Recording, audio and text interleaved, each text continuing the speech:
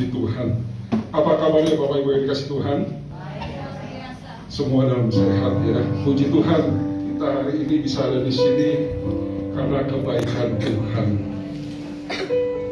Ibadah kita berlangsung di dalam nama Tuhan kita Yesus Kristus.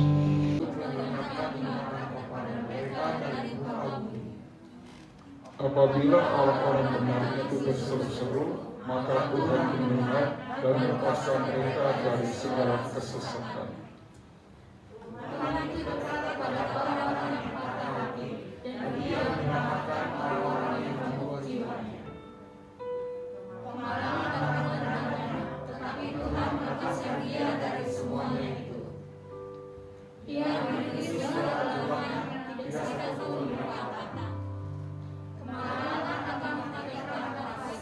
Dan siapa yang membenci orang benar akan menanggung hukuman.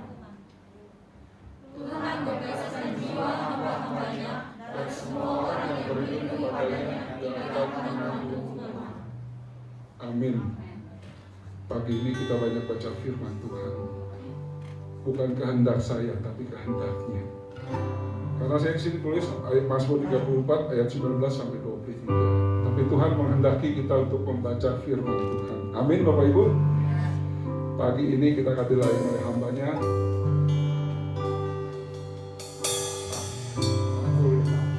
Pak Iksan Palopo, lali aku.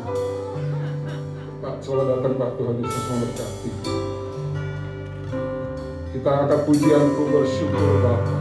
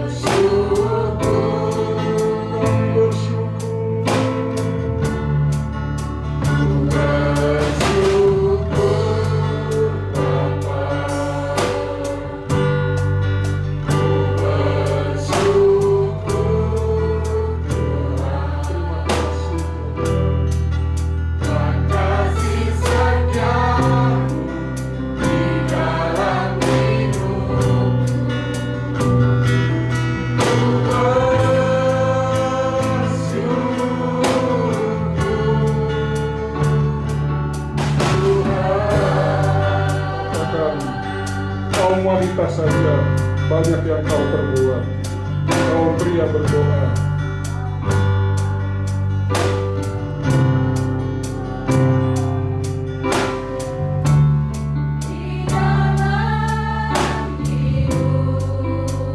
Terima kasih Tuhan, banyak yang kau perbuat dalam hidup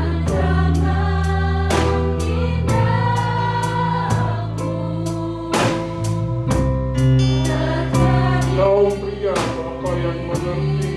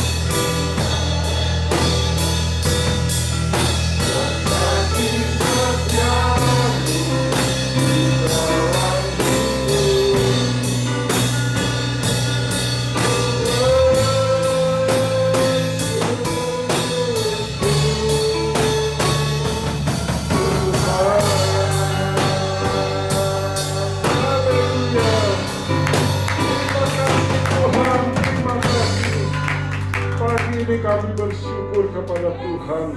Pagi ini kami bersyukur kepada Bapa kami di surga. Engkau baik, Engkau sangat baik dalam hidup kami. Kami ada saat ini di rumah-Mu Tuhan, karena anugerah kebaikan-Mu Bapa. Terima kasih Tuhan.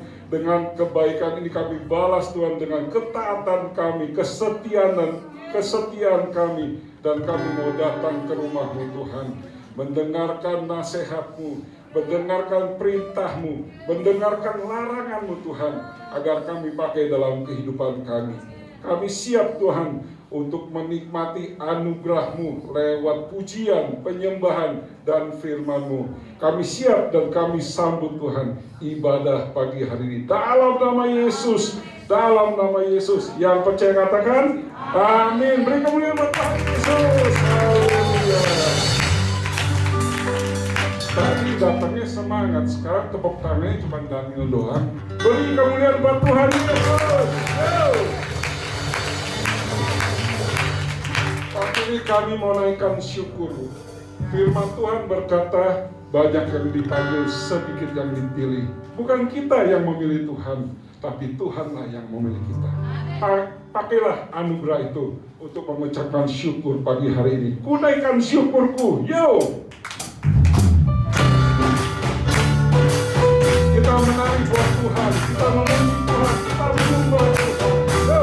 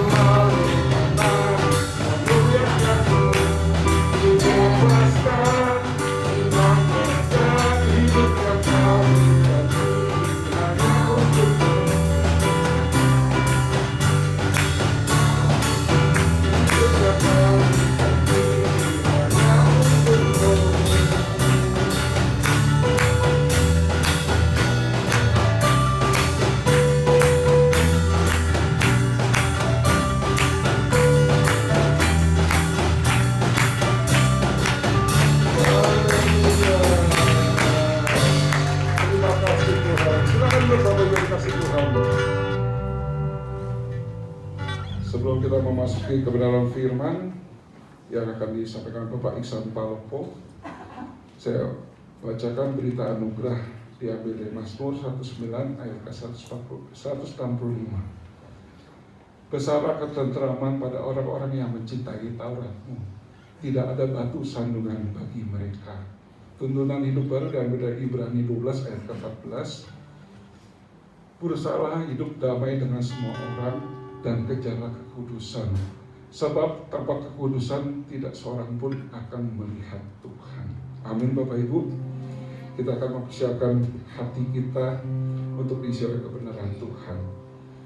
Tuhan, aku percaya Engkaulah jawaban di setiap doaku. Jangan andalkan manusia, andalkan Tuhan kita. Kita akan kecewa kalau kita mengandalkan manusia. Tapi kalau ada masalah persoalan apapun, kita adu kepada Tuhan kita. Baik suami atau istri, anak, orang tua, siapapun persoalan kita serahkan dalam tangan Tuhan. Tuhan akan bekerja. Mungkin firman-Nya hari ini buat saya. Firman itu ada jawaban buat saya di setiap masalah persoalan Bapak Ibu. Ayo kita siapkan, fokus kita hanya kepada Tuhan pagi hari ini. Engkaulah jawaban di setiap doaku. Terima kasih Tuhan.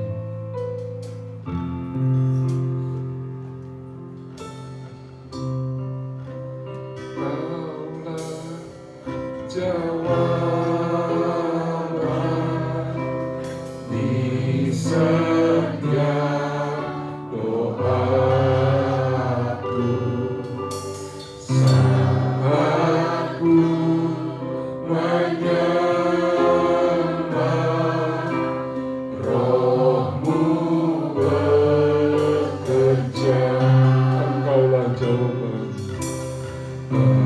Engkaulah jawaban di setiap doaku. Saat ku menyembah, Roh-Mu bekerja. Katakan Tuhan, ku percaya. Tuhan, ku percaya kuasa-Mu sempurna. Saat ku berdoa, kuasa-Mu bekerja. Saya undang Bapak Ibu untuk bangkit berdiri. Katakan Engkaulah jawaban dari setiap doa kami Tuhan. Engkaulah jawaban di setiap doaku. Saat ku menyembah, Roh-Mu bekerja. Tuhan, ku percaya. Tuhan,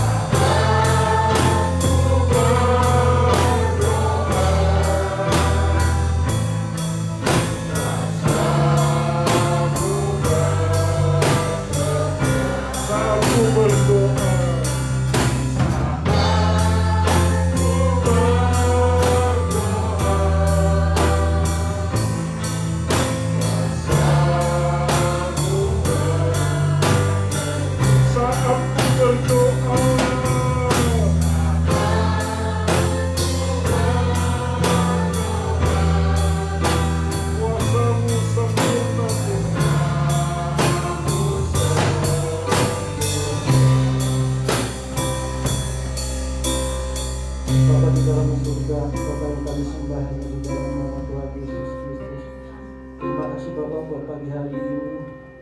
Terima kasih Tuhan atas segala kebaikan-Mu. Kalau pagi ini kembali kami boleh ada, kami sudah memuji dan memuliakan nama-Mu. Itu semua berkat kemurahan yang Tuhan berikan kepada kami. Saat pagi ini kami datang dengan sukacita dan semangat yang baru dari Tuhan, karena kami ingin mendengarkan kembali kebenaran firman Tuhan. Berikanlah firman itu kepada kami sebagai petunjuk untuk membuat hidup kami benar di hadapan Tuhan. Berfirmanlah Tuhan, kami siap untuk mendengarkan firman-Mu. Bapa di dalam surga, jamah dan urapi hamba-Mu yang akan menyampaikan kebenaran firman Tuhan. Urapi dengan urapan yang baru, agar apa yang disampaikan boleh menjadi berkat buat kami semua. Dan buat kami yang mendengarkan firman Tuhan pagi ini, kami mohon Bapa, layakan hati setiap kami, supaya hati kami siap untuk ditaburi oleh kebenaran firman Tuhan. Berikan pula kemampuan kepada kami untuk lebih mengerti dan memahami setiap firman-Mu, agar kami dapat melakukannya sesuai kehendak Bapa di surga. Terima kasih Bapa, terima kasih Tuhan Yesus. Kami sambut firman-Mu hanya di dalam nama Tuhan Yesus Kristus. Amin. Amin. Silakan dulu Bapak Ibu firman. Salam saudara. Sekali lagi salam. Masih semangat? Masih semangat saudara? Haleluya. Saya melihat saudara kasihan. Semuanya ditutup hidup. Mau salaman susah. Jadi saya tuh salamannya gongsi pacai aja deh. Amanlah saudara. Nah saudara, hari ini kita akan belajar dari firman Tuhan, yaitu sikap hati dan kekuatan iman seorang Kristen. Kenapa saya mengambil tema seperti ini saudara? Karena masa-masa seperti ini itu benar-benar masa yang sangat menyulitkan. Bukan hanya kepada anak Tuhan saja, tapi semua bangsa-bangsa di muka bumi ini. Jadi yang susah itu bukan kita aja. Ada yang bilang begini, Pak, saya kan sudah jadi anak Tuhan, kenapa ya mengalami kayak begini? Ya iyalah, namanya anak Tuhan juga tetap ngalamin, betul ya? Karena masih hidup. Kalau kamu ngalamin, gampang. Selesai. Betul saudara? Jadi selama kita hidup, selama kita masih bernafas, kita ngalamin yang seperti ini juga saudara. Nah, diambil dari kitab Habakuk, kitab Nabi Habakuk saudara. Habakuk 3 ayat 17 sampai dengan 19.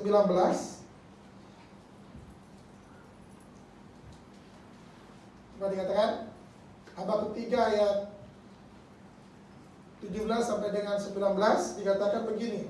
Sekalipun pohon ara tidak berbunga, pohon anggur tidak berbuah, hasil pohon zaitun mengecewakan, sekalipun ladang-ladang tidak menghasilkan bahan makanan, kambing domba terhalau dari kurungan, dan tidak ada lembu sapi dalam kandang. Namun aku akan bersorak-sorak di dalam Tuhan, beria-ria di dalam Allah yang menyelamatkan aku.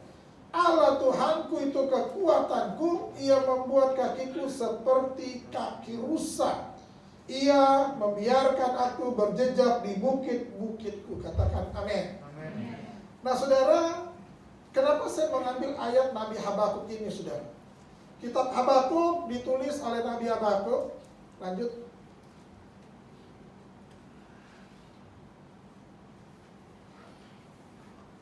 Terus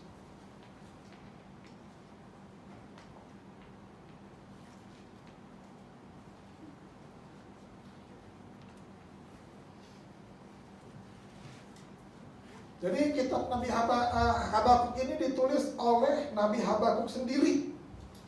Nah, pada masa dia menulis ini, latar belakang penulisannya, situasinya ada di dalam peperangan. Satu peperangan antar bangsa Kasdim dengan bangsa Mesir. Dan puji Tuhan. Puji Tuhannya apa saudara? Puji Tuhannya bangsa Kasdim yang menang. Haleluya. Bangsa Kasdim itu Babel saudara. Nah, tertindaslah yang namanya Nabi Habakuk ini saudara. Makanya masa-masa ketika dia menulis ini, kondisinya semuanya kacau. Kondisi sosialnya juga kacau, saling mencurigai. Makanya kita juga ngalamin seperti itu kan. Kita saling mencurigai, nanti kalau gua salaman, nanti gua kena corona lagi. Ini repot, ini nanti kalau gua ke gereja, gua nanti kena corona. Saling mencurigai. Aduh, gua tadi nempel sama si Anu.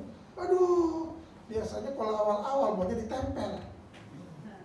Sekarang untuk salaman aja kayaknya, oh Tuhan, jangan kayak gitu kan. Saling mencurigai. Makanya tadi saya ngobrol-ngobrol sama Ibu Gembala.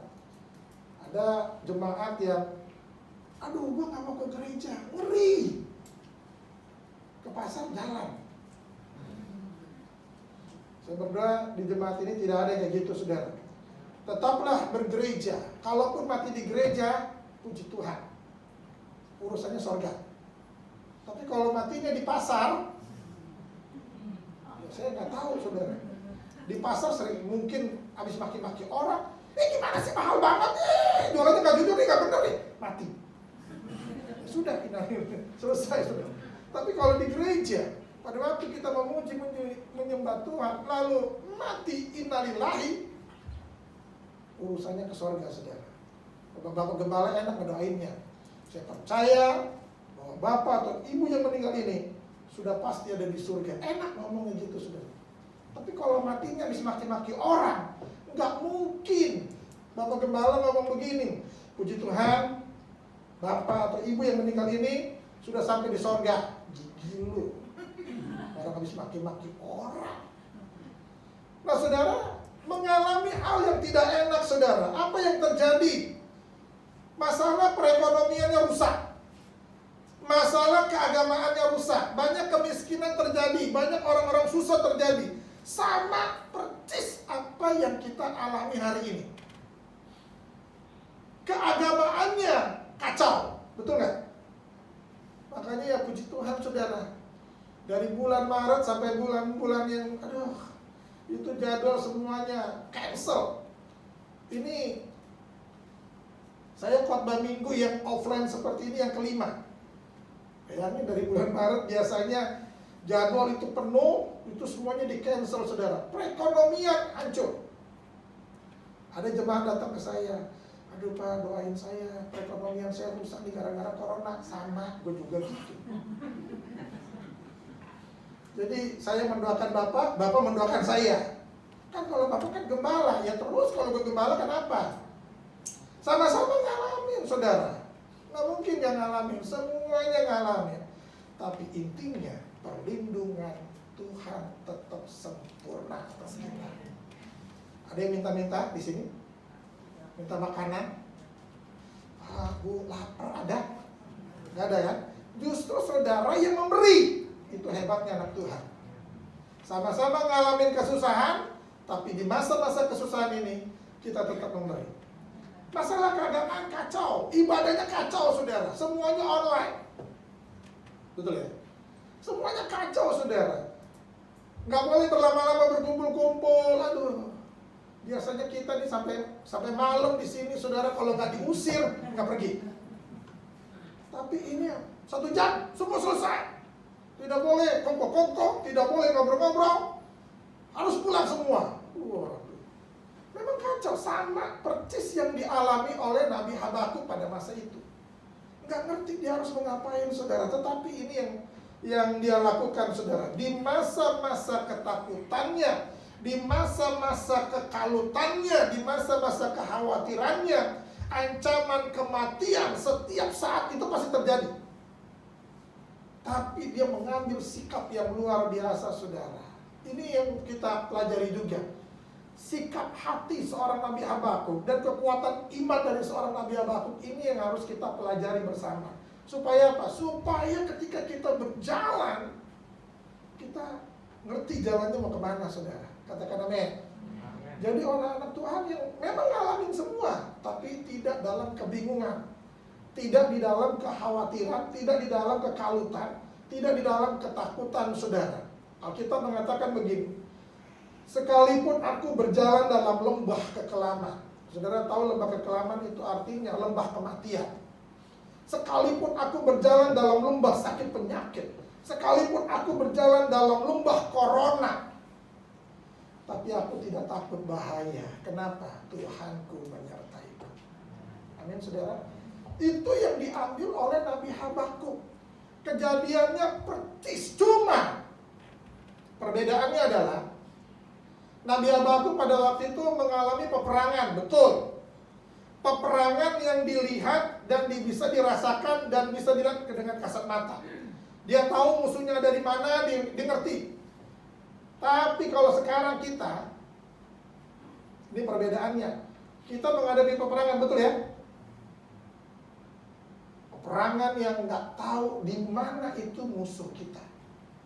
Mungkin ada di kursi, mungkin ada di handphone, mungkin ada di tangan kita, mungkin ada di baju kita.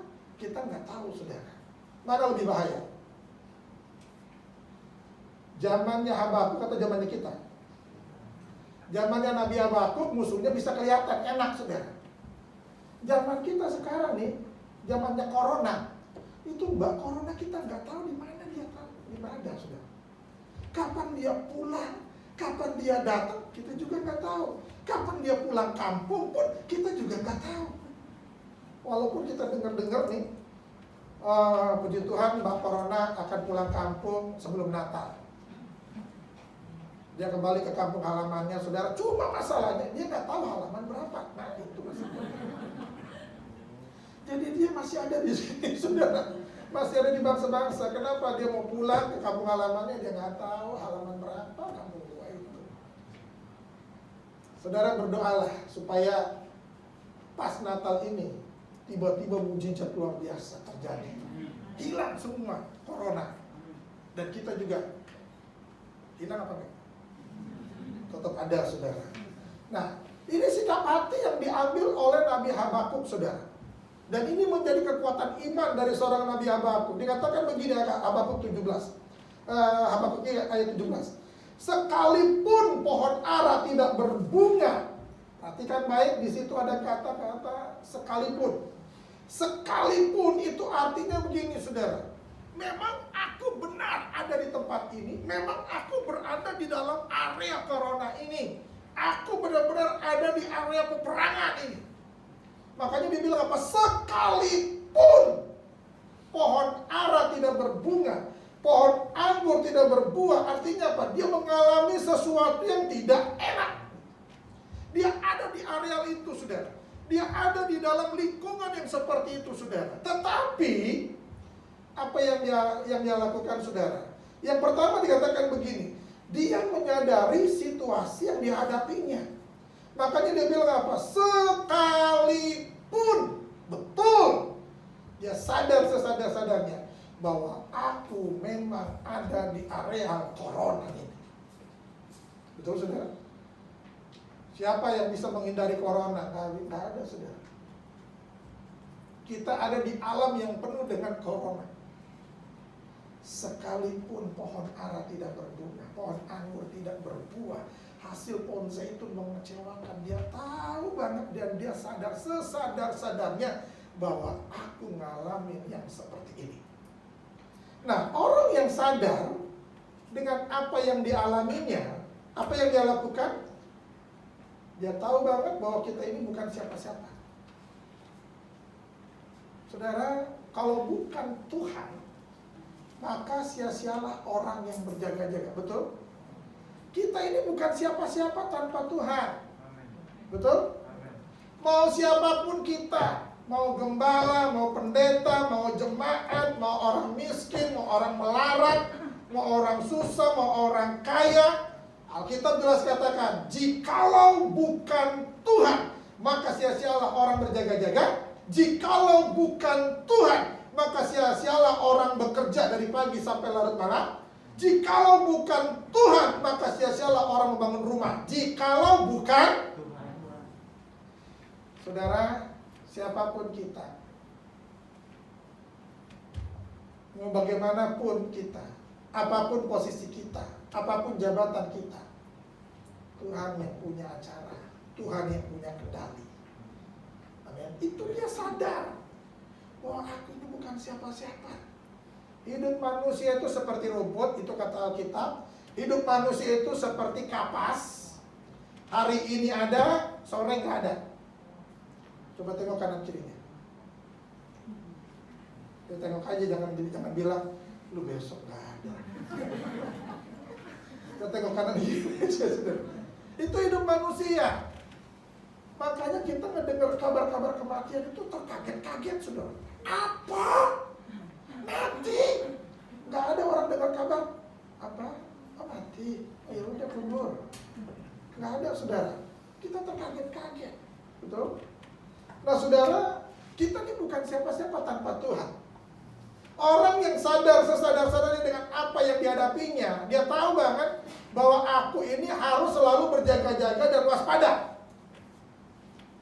Saudara hari ini pakai masker, physical distancing, lalu sering pakai hand sanitizer, itu bukan karena ketakutan, saudara, tapi dalam rangka berjaga-jaga dan selalu waspada. Amin. Kenapa kita nggak salaman? Bukan karena kita sombong, enggak, saudara, tapi karena kita ini waspada. Siapa tahu tuh orang habis megang apa, kita kan nggak tahu, betul ya? Coba tanya kanan kirinya, habis megang apa lo? Kita nggak tahu, saudara. Yang habis megang aja nggak tahu, habis megang apa ya? Banyak sih gua pegang. Nah, repotnya kan gitu, saudara. Amin. Dan orang yang tahu banget dengan keadaan yang dihadapinya, dia tahu banget bahwa dunia semakin tidak menentu. Betul, saudara. Dunia semakin gak baik. Alkitab katakan begini, pergunakanlah waktu yang ada, karena hari-hari ini adalah jahat. Di masa-masa corona ini, kemarin kita dengar gereja Bala Keselamatan dibakar. Satu orang dipotong, hilang kepala, satu orang dibakar, satu orang dibunuh, saudara. Ini kan mengerikan. Di masa-masa corona seperti ini ada aja kayak gitu, tanpa kita ketahui. Dunia semakin jahat, saudara. Dunia nggak semakin baik. Yang ada cuma kita kata-kata penghiburan aja. Oh iya. Semakin gereja dibakar, semakin banyak gereja akan bermunculan. Itu kata-kata penghiburan, saudara. Betul? Menghibur diri sendiri, menguatkan iman kita, saudara. Betul, saudara? Kejadiannya pasti nggak ada. Masa-masa zaman Stefanus itu akan terjadi hari-hari ini, saudara. Dunia nggak semakin baik, dunia semakin kacau. Kenapa? Karena dunia ini nggak suka sama orang Kristen. Kenapa? Dunia nggak suka sama orang Kristen karena orang Kristen itu jujur, betul ya? Yang lain cuma satu orang, yang lain benar nggak sih gue jujur? Dunia nggak suka sama orang Kristen. Kenapa? Karena orang Kristen itu selalu bicara kebenaran adalah kebenaran. Betul? Dunia nggak suka sama orang Kristen karena orang Kristen itu hidupnya kudus, suci, dan tidak bercacat celah. Betul ya? Diajak ke sini, nggak bisa.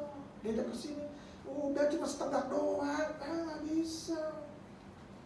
Begitu main konter, nggak bisa. Itu orang Kristen, makanya dunia nggak suka. Dunia lebih suka dengan orang-orang yang bisa kompromi. Nah, saya berdoa di sini tidak ada Kristen-Kristen yang kompromi dengan dosa, betul, saudara? Orang-orang di tempat ini adalah orang-orang yang benar-benar menjaga kekudusannya.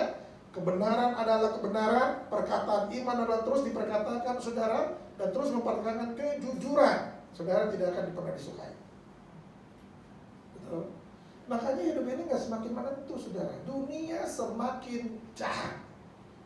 Orang yang sadar dengan apa yang terjadi hari-hari ini, dia menyadari bahwa kedatangannya sudah semakin dekat. Aniaya akan terus datang, saudara, kepada orang Kristen. Betul? Kita nggak pernah dengar ada tempat-tempat ibadah yang lain dibakar dan orang-orangnya dibunuh-bunuhin, nggak ada, saudara. Kebanyakan orang Kristen yang teraniaya. Betul? Banyak orang mungkin bilang begini, Pak, kenapa ya orang Kristen teraniaya? Bermegahlah di dalam penderitaan Kristus sehingga kita menjadi sempurna sama seperti Kristus. Amin. Nggak enak menjadi orang Kristen Siapa bilang enak jadi orang Kristen, saudara? Jadi orang Kristen tuh gak enak. Kenapa gak enak? Gue mau begini, firman Tuhan bilangnya begini. Betul, saudara? Apalagi kita digampar, pipi kanan, harus kasih pipi kiri. Nggak boleh balas kejahatan dengan kejahatan. Naluri manusia yang normal kita, balas kejahatan itu. Jual, mau beli. Itu manusia, betul, saudara? Tapi manusia Kristen tidak lagi melakukan seperti itu. Enak nggak? Nggak enak, saudara. Tapi hadiahnya surga. Betul ya? Ikut Yesus tuh hadiahnya nggak murahan, bukan kipas angin, bukan rantang, saudara. Tapi hadiahnya surga. Nggak gampang orang masuk surga, betul? Jangan orang bangga-bangga, wah pokoknya gue mau udah jadi Kristen udah pasti ke surga. Tunggu dulu, Tuhan akan terus memfilter kita sehingga yang masuk surga adalah orang-orang yang benar, kudus, suci, dan tidak bercacat. Kedatangannya semakin dekat. Apa yang harus kita lakukan? Persiapkan diri kita mulai hari ini, saudara. Amin. Jangan seperti 5 gadis bodoh. 5 gadis bodoh, 5 gadis bijaksana. Semuanya adalah orang-orang Kristen. Kenapa? 10-nya 5 gadis bodoh, 5 gadis bijaksana. Semuanya itu sedang menunggu sang mempelai pria. Siapa yang ditunggu? Yesus Kristus, saudara. Semuanya adalah orang yang percaya. Tapi di situ ada 5 gadis bodoh, 5 gadis bijaksana. Biar kita kedapatan, kita adalah 5 gadis bijaksana itu. Tapi kan saya laki-laki, Pak. Ya udah, lu mikirnya sendiri. Itu gambaran gereja, saudara. Amin. Coba tengok kanan kirinya. Apakah dia 5 gadis bodoh atau 5 gadis bijaksana itu? Yang harus kita perhatikan hari ini, mempersiapkan diri kita mulai dari sekarang. Amin. Yang kedua, saudara, di ayat 18 dibilang begini, namun, apa katanya? Aku akan bersorak-sorak di dalam Tuhan, beria-ria di dalam Allah yang menyelamatkan aku. Nabi Habakuk itu memang luar biasa. Saya mau bilang ini orang gila bener nih. Kenapa? Di tengah-tengah ancaman kematian, kengerian akan kematian itu, saudara, di dalam kekhawatiran, ketakutan, dan kekalutannya, yang dia lakukan apa? Dia tahu apa yang harus dia lakukan. Namun, walaupun ayat 17 dia bilang apa? Aku berada di tengah-tengah area peperangan.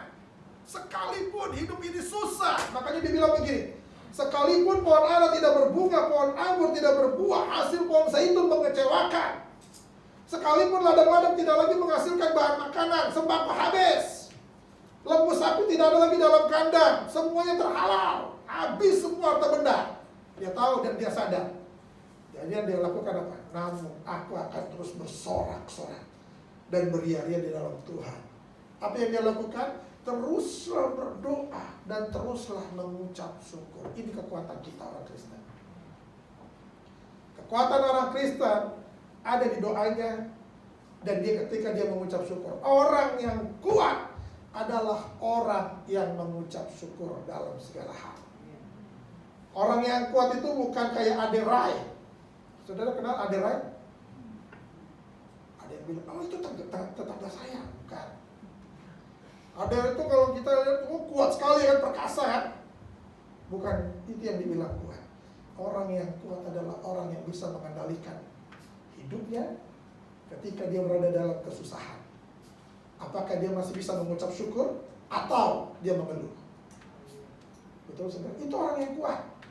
Orang yang kuat adalah orang yang bisa mengucap syukur pada masa-masa sulit. Kalau mengucap syukur pada masa-masa kita hidup tenang mah enak. Oh puji Tuhan, berkat nambah. Oh puji Tuhan, berkat luar biasa. Enak ngomongnya. Tapi masa-masa sulit, saudara, kambing domba gak ada lagi, harta benda habis, ludes, saudara, sembako habis, masih bisa mengucap syukur. Nabi Habakuk ngambil keputusan itu. Namun aku akan terus mengucap syukur dan terus berdoa. Aku akan terus beria-ria di dalam Allah yang menyelamatkan aku, saudara. Orang Kristen gak boleh kalah sama orang India. Pernah nonton film India? Pernah? Siapa bintang filmnya? Shahrukh Khan. Shahrukh Khan itu punya ponakan namanya Sherlock Khan. Dan dia punya paman namanya apa? Belok Khan. Orang India kalau dia punya masalah ngapain? Nyanyi kan? Kalau pacarnya diambil orang, lagi dirampok, mengalami kesusahan, makanya orang India nggak boleh ketemu tiang kayak begini. Ini puterin ini tiang, saudara. Oh, dia sambil nyanyi, saudara. Orang Kristen yang kenal Tuhan Yesus nggak boleh kalah sama orang India, orang-orang Hindu itu, saudara. Orang Kristen harusnya mengerti apa yang dia lakukan, mengucap syukur dalam segala hal. Amin. Nah, orang yang mengucap syukur dalam segala hal, dia tahu banget, saudara. Dia tahu banget apa yang dia lakukan. Dia bersorak-sorak dan beria-ria dan tetap menari-nari di tengah badai hidupnya. Katakan amin. Tetaplah menari-nari di tengah badai hidup. Haleluya. Kemudian justru dalam kelemahannya dia semakin kuat, bukan semakin lemah, saudara. Corona bukan membuat kita lemah, tapi corona ini membuat kita semakin sehat. Kenapa? Karena corona mengajarkan kita bagaimana hidup sehat. Betul? Dari mana-mana cuci tangan, mandi, ganti baju semuanya. Kalau dulu sebelum ada corona, dari mana-mana langsung tidur. Bluk. Kenapa? Gue udah ngantuk. Bluk. Nggak pernah cuci tangan, salaman sana, salaman sini. Nggak tahu orang itu habis pegang apa, dari toilet kah, apakah. Kita main salaman aja. Sekarang corona mengajarkan hidup sehat. Jadi saudara nggak boleh benci sama corona. Kenapa? Gara-gara corona kita jadi hidup sehat. Sebentar-sebentar cuci tangan, sebentar-sebentar ditembak, sebentar-sebentar disemprot. Betul? Kenapa? Mengajarkan kepada kita untuk lebih hidup sehat. Tuhan salah nggak? Tuhan nggak pernah salah. Pada waktu bangsa Israel berada dalam peperangan, apa yang Tuhan katakan kepada bangsa Israel? Jangan lupa lu bawa sekop kecil. Untuk apa? Kalau lu siapa di sini lu pakai sekop. Dulu kan gak ada toilet umum. Sampai sedetail itu Tuhan ajarkan kepada bangsa Israel, jangan lupa bawa sekop kecil. Jangan sekop gede, sekop kecil aja. Sehingga ketika lu mau korek-korek dulu tuh tanah. Tuhan ngajarkan kebersihan. Cuma orang-orang ini kan nggak tahu, pokoknya udah hajar aja lah. Makan gak usah pakai cuci tangan, sikat. Sekarang diajarkan, saudara. Makanya di dalam masa-masa seperti ini bukan masalah kita nih semakin lemah, justru kita semakin kuat, semakin hidup sehat. Amin. Yang tadinya makannya asal aja, makan sana, makan sini, sekarang udah gak lagi. Diatur semuanya, betul saudara?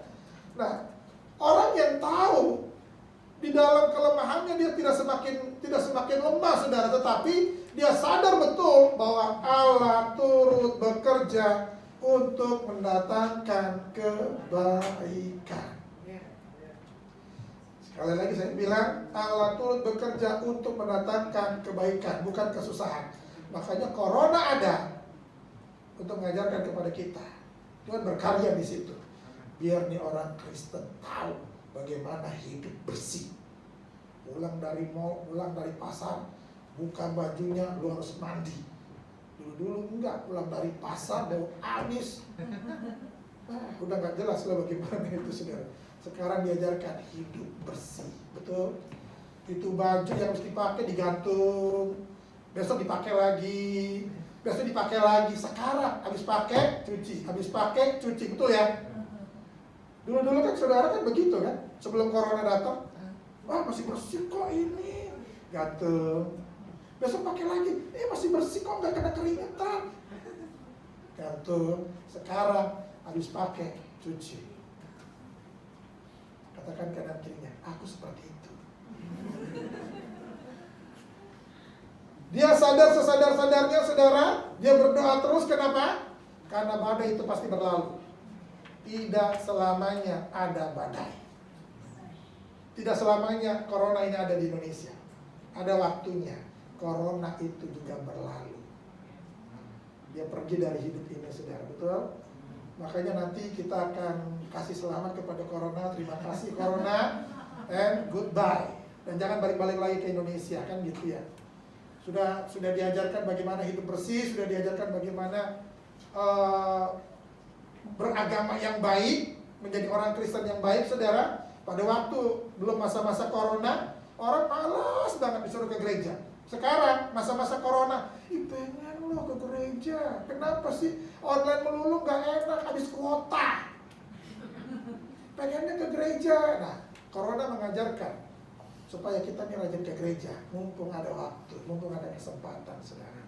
Jadi ini yang saya sampaikan kepada saudara. Yang ketiga, saudara, dikatakan ayat 19 bilang begini, Allah Tuhanku itu kekuatanku, Ia membuat kakiku seperti kaki rusa. Sadar betul bahwa Allah adalah Allah Immanuel, yang selalu ada bersama dengan kita, Allah yang selalu ada di dalam segala musim hidup kita.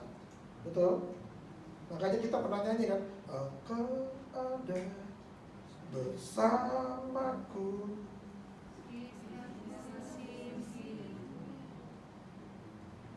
Musim susah ada nggak? Musim kita kaya ada nggak? Musim layangan ada dia? Ada? Pada waktu musim durian ada dia? Pada waktu musim corona dia ada nggak? Ada. Dia bilang apa? Allah Tuhan itu kekuatanku, bukan kelemahanku. Artinya apa? Dia berpegang banget karena Allah adalah Allah Immanuel dan Dia membuat kakiku seperti kaki rusa. Kenapa kaki rusa?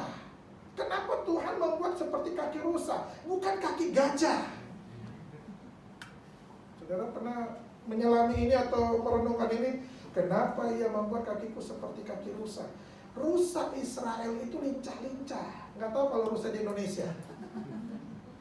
Rusa Israel itu dari berjejak dari bukit satu ke bukit yang bangkit ke bukit satu, luar biasa itu lincahnya, saudara. Nah, yang Tuhan mau di masa-masa corona ini, kita nggak terpaku dengan corona, tapi kita semakin lincah, semakin lincah, semakin lincah. Walaupun kita terbatas, tapi kita semakin lincah, saudara. Amin. Dia yang membuat kita semakin lincah. 3 hal yang saya sampaikan hari ini kepada kita semua yang kita pelajari, bahwa di masa-masa corona ini, di masa-masa peperangan ini, saudara, maka kita harus sadar sesadar-sadarnya bahwa aku memang berada di dalam areal itu. Aku memang berada di dalam kesusahan ini. Aku berada di dalam arena corona ini. Dan apa yang harus aku lakukan? Aku akan terus berdoa dan aku akan terus mengucap syukur. Apa yang harus aku lakukan? Aku sadar bahwa Tuhanku adalah Immanuelku, yang selalu menyertaiku sampai kesudahan zaman. Dan Dia yang membuat kakiku seperti kaki rusa. Kaki kita tidak terpaku, kaki kita tidak terpenjara oleh corona ini, tapi kaki kita semakin Tuhan bikin lincah, semakin lincah, semakin lincah, saudara. Justru di dalam kelemahan kita semakin kuat. Amin. Jadi biar 3 hal ini menjadikan kekuatan bagi kita, untuk kita semakin hari semakin kita mengerti, saudara, bagaimana kita harus bersikap dan mengambil keputusan, dan itu adalah kekuatan iman kita. Amin. Mari kita berdoa. Bapa di surga, terima kasih. Kami mengucap syukur kepada-Mu Tuhan untuk kasih setia-Mu yang begitu dahsyat dalam hidup kami. Terima kasih untuk firman-Mu yang begitu luar biasa atas kami semua. Biar firman ini menjadi kekuatan bagi kami, menjadi rema di dalam hidup kami, Tuhan. Terima kasih Bapa. Biar firman Tuhan ini mengajarkan kepada kami bagaimana kami mengambil keputusan, bersikap dan memiliki kekuatan iman yang luar biasa ya Bapa. Berkati seluruh jemaat-Mu ya Bapa. Biar seluruh jemaat-Mu adalah jemaat yang sehat, jemaat yang kuat, dan jemaat yang mengerti apa yang harus dilakukan sesuai dengan kebenaran firman-Mu.